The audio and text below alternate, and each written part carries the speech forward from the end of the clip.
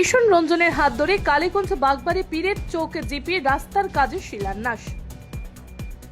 অবশেষে আজ কালীগঞ্জ বাগবাড়ি পীরের চৌক জিপি রাস্তার কাজে শিলান্যাস হলো। এই রাস্তার কাজের জন্য ৯৮,৫৫,০০০ টাকা বরাদ্দ হয়। প্রাক্তন সাংসদ মিশন রঞ্জন দাস এই রাস্তার কাজে শিলান্যাস করে বলেন, খুব শীঘ্রই এই কাজ শুরু হবে। এর ফলে এলাকার উন্নয়ন হবে এবং কিছু বেকারের কর্মসংস্থানের সুযোগ হবে।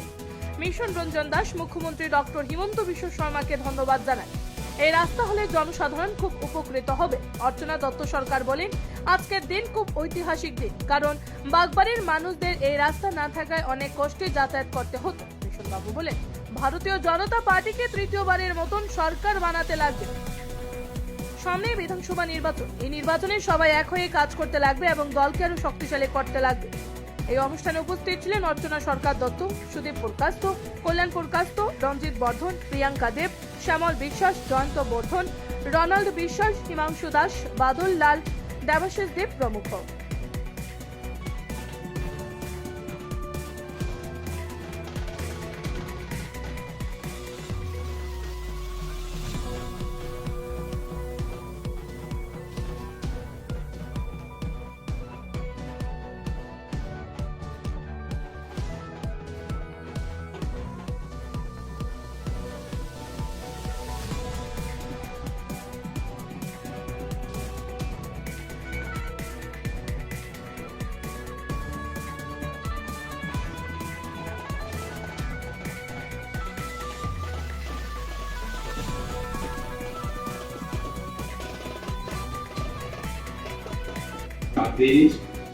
যেহেতু আপনাদের এখানে আবেগ রয়েছে, ফেরার সময় এসে আমি বলে গেছি। আর দ্বিতীয়ত বাগলের একটা বাগল না, তার একটা আবেগ রয়েছে, আমার একটা সহমর্মিতা রয়েছে। বিভিন্ন একটা বহাল দেখলাম, আজকে এখানে শিলান্যাস করলাম। আপনারা যথেষ্ট সংখ্যা এখানে এসেছেন, উভয় গ্রামের বা যারা অন্য অঞ্চল থেকে এসেছেন, পঞ্চায়েতের প্রেসিডেন্ট, এমপি মেম্বার, আমরা সকলের নাম নিয়েছি তো বাদ করে সকলের নাম তো নেওয়া সম্ভব হয়নি। চিনছি আমি, আমার দাদার নাম কি বলে গেছি, শ্যামল নাকি, হ্যাঁ সঞ্জল বিশ্বাস, হ্যাঁ বিদূষণ দত্তবাবু, হ্যাঁ বিদূষণ বিশ্বাস, তো এরকম অনেকেই মুখ চিনি নাম বলে যায়। আপনাদেরও ভালো সময় আসছে, আপনাদের ভালো সময় আসছে, আমাদের সঙ্গে থাকুন। সরকার, এই সরকার বিজেপি নেতৃত্বাধীন সরকার কেন্দ্রে আসার পরে রাজ্যের নির্বাচন এসে গেছে, আগামীতে তৃতীয়বার সরকার আসামে আসছে। আর এই উন্নয়নের ধারও হয়ে থাকবে। এখন আপনাদের একটা বড় কাজ ভোট সামনে, আজকে 7 তারিখ, এমন হতে পারে এপ্রিলের 7, 8, 9, 10 এর মধ্যে ইলেকশন হবে। তো আমাদের হাতে মাত্র 1 মাস সময়। এই 1 মাস সময় আমাদের একটু পরিশ্রম করতে হবে। এইভাবে এক গ্রামে মানুষ আরেক গ্রামে যেতে লাগবে, আর বলতে হবে আমাদের গ্রাম 6 ফুট গ্রাম আমরা পুরা দিয়ে দেব। তো বাগবাড়ির মানুষ হাত সুস্থ হলো, বাগবাড়ির মানুষ আরেক গ্রামে গিয়ে বলবার উড়া যারা সফল হয়েছে বা বাস্তবায়িত হয়েছে, বিগত 75 বছরের মধ্যে এরকম প্রকল্প কোনো প্রোগ্রাম করতে পারেনি, করতে পারবে না। একমাত্র ভারতের মোটামুটি সরকার কারণে আমাদের এই আসাম গোটা ডিস্ট্রিক্টের এতটুকু ডেভেলপমেন্ট হয়েছে, যেটা আমার অপরিণীয় ধারণা। আমি এটুকু করতে পারছি। একটা কথা বলে যদি কাজ করার ইচ্ছা থাকে আমাদের সরকার, সেটা এমনি করতে পারা যায় বা কাজ করা যায়। আর যদি কাজ করার ইচ্ছা থাকে না, তাহলে কাজ করা হবে না। ক্লাস দিয়েছি, এগুলো আমি করছি। আরো বিভিন্ন জন ডাকে, যেমন লাফু গাঁও পঞ্চায়েত, তারা 5টা পঞ্চায়েতের কাজ আমাকে দিয়ে উদ্বোধন করিয়েছে।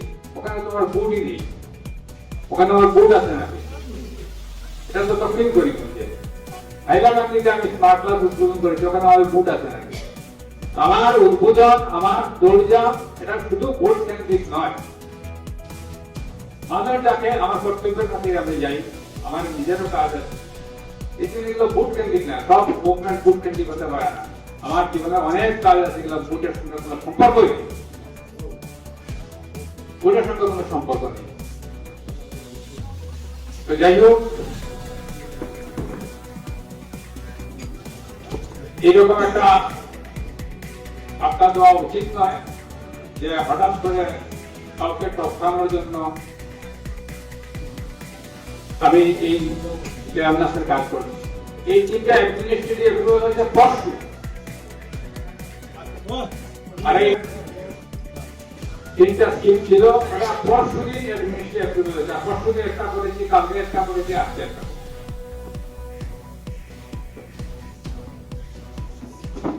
পারি না।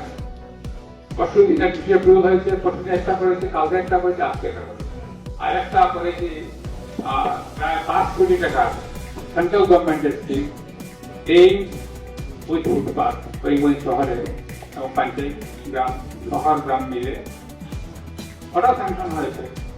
খুব বেশি দিন আগে টেন্ডার হয়নি, তো গতিতে একই সঙ্গে হয়েছে। এটা কোনো ইলেকশনের কোনো সম্পর্ক নেই। হ্যাঁ, ইলেকশনের সম্পর্ক কতটুকু বলতে পারেন যে ইলেকশনটা একদিন না হয়ে গেছে। আমি আমার কিছু কাজ না, কিন্তু আমরা যদি উন্নয়নের পর এই উত্তর শ্রীভূমিতে দেখতে পাই এবং করাতে পাই, বিকাশ কিন্তু তৃণমূল রাজনৈতিক হাতে দিতে চাই। এটাই আমার অনুরোধ। আমি আমার অনুরোধ দিতে পারবো। বিজেপি জিন্দাবাদ, বিজেপি জিন্দাবাদ, জিন্দাবাদ। ছোট মেয়ে ওই রাস্তাতে হাত ভেঙে ফেলে। তৎকালীন সময়ে আমার বড় দাদুর একটা পুকুর ছিল, সেই পুকুরটা লিজ দিয়ে তৎকালীন সময়ে 14,000 টাকা দিয়ে প্রথম একটা স্ল্যাব ঢালাই করে মানুষকে উপযোগী করা হয়েছিল।